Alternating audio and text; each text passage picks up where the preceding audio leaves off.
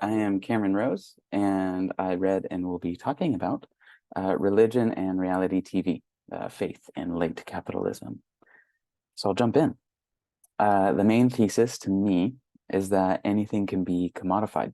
Religion, faith, spirituality are not immune to being commodified, being shown on a TV and then distributed en masse to whoever is watching. In doing this, the creators of the shows and the people or the characters make the shows feel more relatable, makes it feel, the audience feel differently than during a typical viewing of a different medium or normal TV show. The book is broken up into 4 parts. Part 1 focuses on the maintenance of the self in reality TV, the idea of beauty, particularly American beauty standards.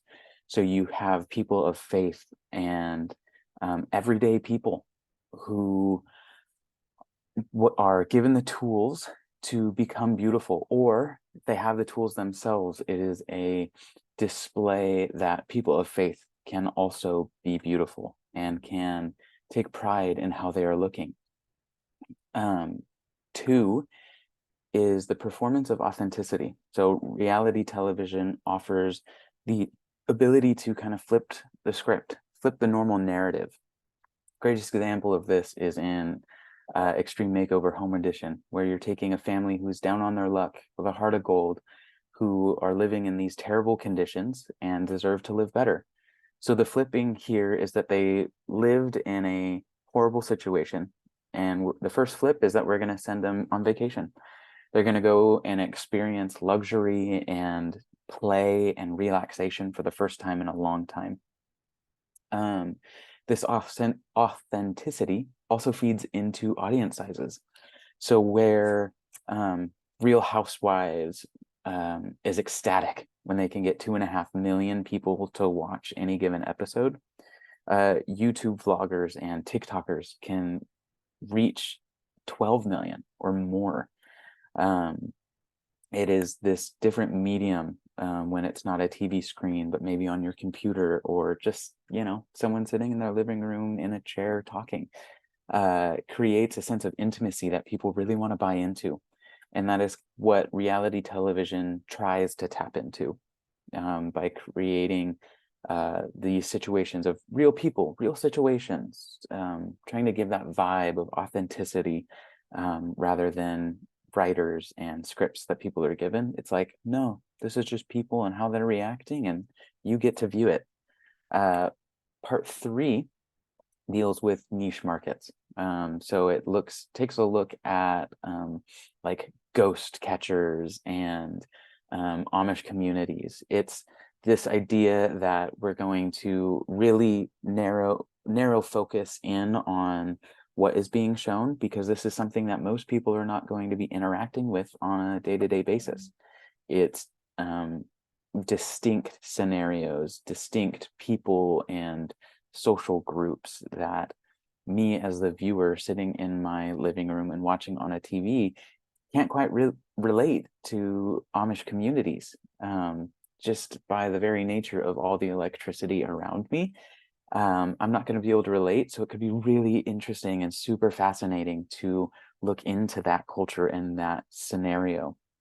Similarly with the spiritual encounters, it's something that I don't typically want to engage in or find a ghost or anything, but in the comfort and safety of my own home, I get to look at it and I get to kind of engage in that excitement without putting myself in danger. Finally, part 4, again, is this kind of culminating moment for me in the book as it talks about the commodification of the sacred. So we look at mega church pastors and pastors' wives, and it's not immune. Typically, people will see their pastors on a Sunday, and they might want to see what their pastor is like during the rest of the week. They might want to see what the family dynamics are. They might want to see what their friends are doing. There's also this idea that there's a built-in audience. When you're looking at a mega church, you're going to have thousands of people already going and kind of wanting to engage in that and the being part of the story, or at least watching it.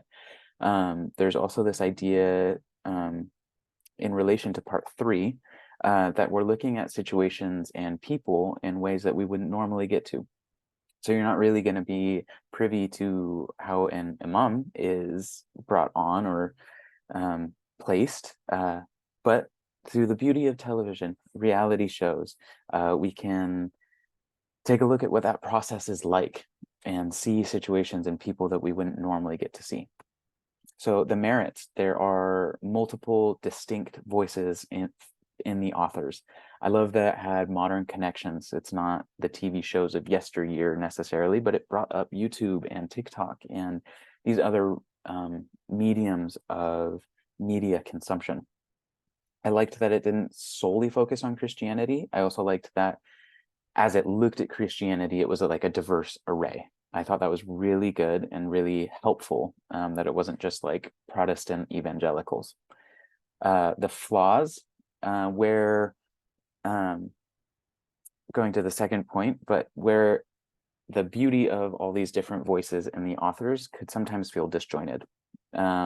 It also didn't always elaborate on terms. The big one for me was neoliberalism. Thankfully, we had read it in a different book, so it helped me to understand it, but it was still kind of difficult at times to fully understand what the author was saying, especially when you're jumping from author to author.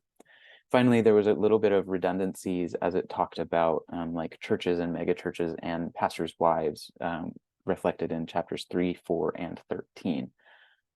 All that to say, loved the book. I thought it was amazing, and these flaws didn't really take away from the message of the book. I thought it was great.